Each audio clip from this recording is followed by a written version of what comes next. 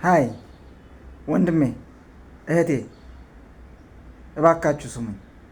በህይወታችሁ አንድ ትልቅ ግብ ከሌላችሁ እየኖራችሁ አይደላችሁ።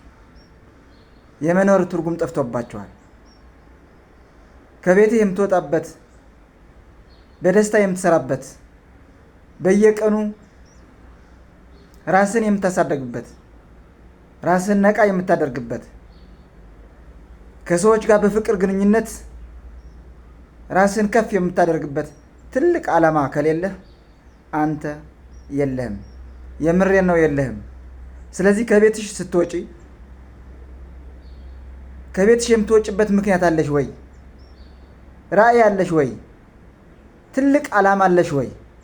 ምክንያቱም አንቺ ትልቅ ነሽ። ምክንያቱም አንቺ በፈጣሪ ዘንድ ታላቅ ሆነሽ ተፈጥረሻልና። ትልቅ ራዕይ፣ ትልቅ ግብ፣ ትልቅ ዓላማ በህይወትሽ ውስጥ ተደብቆ እየጠበቀሽ ነው። ያንን ታላቅ ዓላማ እስካላገኘሽው ድረስ ሁሌ በብስጭት፣ ሁሌ በቁጭት፣ ሁሌ በሐዘን ህይወትሽን ይባክናል።